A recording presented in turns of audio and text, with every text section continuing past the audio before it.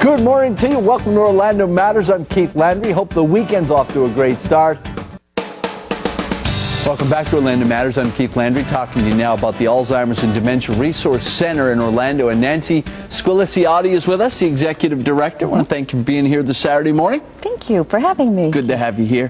Hey, you know, living in Florida, we tend to have a lot of folks who are a little bit older, more so than other states. So the issues of Alzheimer's and dementia are critical issues in our communities. Just about everybody probably knows somebody who's been affected by these issues. Tell us what your organization does.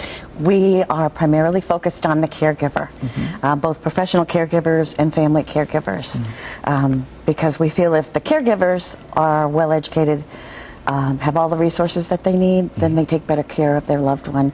And obviously the medical community does a perfectly wonderful job with the patients themselves. How many families are you serving each year in Central Florida? About 1,300 families. And we see that this disease, that these two conditions can have terrible effects on the family. Yeah. It's very challenging. It is. It's a very unusual disease, different than anything else that we all tend to deal with. It's because it's a long-term disease, and it also affects behavior. And so many diseases, cancer, etc., they don't really affect one's behavior. So Alzheimer's is a challenge. What is the first advice you give to caregivers when they come to you, when they realize that mom got the diagnosis and now I'm preparing for the long haul? What do you tell them? Well, the very first thing is we want to make sure that they got a good diagnosis. In fact, there was an article in our local paper recently about how about half of the Alzheimer's patients are misdiagnosed. Oh, okay. And that's not unusual. Yeah. So the very first thing is we want to make sure that they get a proper diagnosis with a full workup, which is fairly lengthy.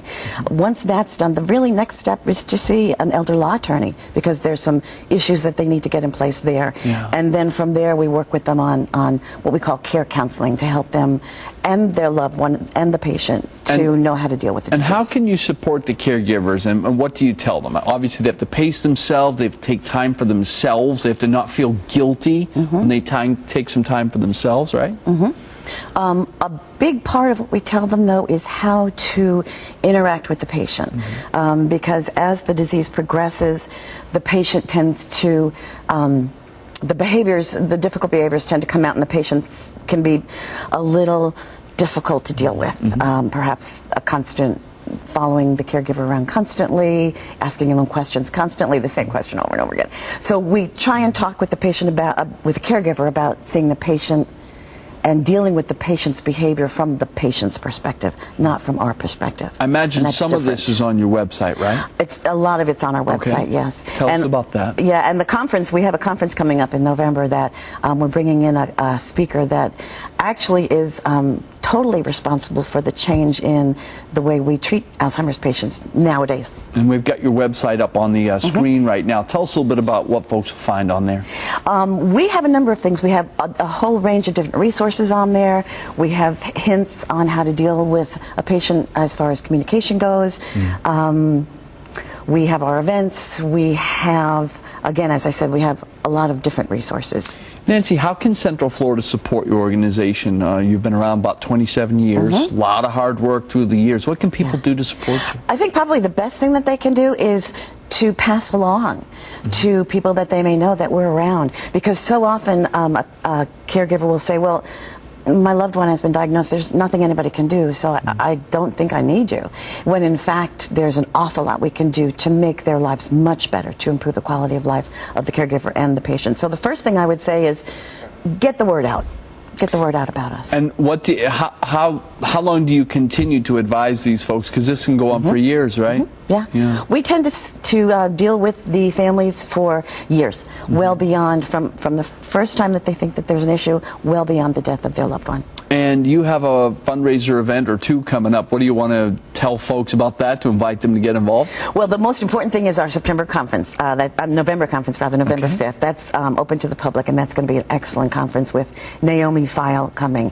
As I said, she started validation therapy, and that is the way we now deal with our patients. We have a fundraiser September 24th. Nice. It's called Black Tie, Waist Tie. Okay. We get dressed up from the waist up and funky from the waist down, PJs, whatever. That's kind of fun. It's very fun. Yeah. And that's at the Hilton in Altamont. Okay, great. And that's again open to the public, but that's our big fundraiser. It sounds good. And the last question for you. What else do you want to say to the public about getting the information they need when they first find themselves possibly confronting all of these issues? All they have to do is pick up the phone and give us a call. Anything that they need, we can either send them electronically, in paper. We do a lot of care counseling. They could literally call us every single day for the next 20 years and say, okay, mom's doing this, what do I do? So we're just available. There is actually a lot of help, and they need to know that. It's not a normal part of aging, Keith. It's not, and people need to understand that. Nancy Squilaciotti, thank you for your time today, and good luck with your mission. Thank you very much. You bet. Take a quick break. Orlando Matters continues after that.